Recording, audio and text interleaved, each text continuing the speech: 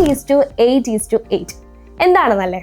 NIOS October batch സ്റ്റുഡൻസിന്റെ മുന്നിൽ ഇത് exam ഇങ്ങനെ എത്തി നിൽക്കുകയാണ് അല്ലേ? അപ്പം നിങ്ങൾ ഇതൊന്ന് ട്രൈ ചെയ്ത് നോക്കിക്കോളൂ. അതായത് നിങ്ങൾക്ക് ആകെ ഉള്ളത് 24 മണിക്കൂറാണ് അല്ലേ? ഈ 24 മണിക്കൂറിനെ 3 എട്ടുകളാക്കിയിട്ടാണ് ഭാഗിക്കുന്നത്. ഈ 8 മണിക്കൂറുകൾ എന്ന് പറയുന്നത് ആദ്യത്തെ 8 മണിക്കൂർ നിങ്ങളുടെ ഉറക്കത്തിനുള്ളതാണ്. ഒരിക്കലും മിസ്സാക്കാത്ത ആ 8 മണിക്കൂർ നിങ്ങൾ ഉറക്കാൻ വേണ്ടി മാത്രം ഉപയോഗിക്കാം.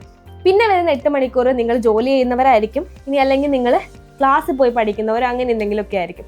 ആ 8 മണിക്കൂർ അങ്ങനെ പോട്ടെ. ബാക്കി വരുന്ന ആ ഒരു 8 മണിക്കൂറില്ലേ, ആ 8 മണിക്കൂർ നിങ്ങൾ പഠനത്തിന് വേണ്ടി മാറ്റി വെച്ച് നോക്കൂ. കൃത്യമായിട്ടുള്ള പ്ലാനിങ്ങോട് കൂടി ആ 8 മണിക്കൂർ ഇനിയുള്ള അങ്ങോട്ടുള്ള ദിവസങ്ങളിൽ നിങ്ങൾ യൂസ് ചെയ്യുകയാണെങ്കിൽ നിങ്ങൾക്ക് നല്ല മാർക്കോട് കൂടി NIOS ഒക്ടോബർ ബാച്ച് എക്സാം പാസ്സാവാൻ വേണ്ടി പറ്റും. കൃത്യമായിട്ടുള്ള പ്ലാനിങ്, കൃത്യമായിട്ടുള്ള ഏത് പോർഷൻസ് പഠിക്കണം, എങ്ങനെയാണ് PYQ സെഷൻസും ഷോർട്ട് നോട്ടുകളും ഒക്കെ ആയിട്ട് നിങ്ങൾ പഠിച്ചു തുടങ്ങുകയാണെങ്കിൽ എന്തായാലും ഇനി വരുന്ന ദിവസങ്ങൾ കൊണ്ട് നിങ്ങൾക്ക് നല്ല മാർക്കോട് കൂടി എക്സാമിന് പാസ്സാവാൻ പറ്റും.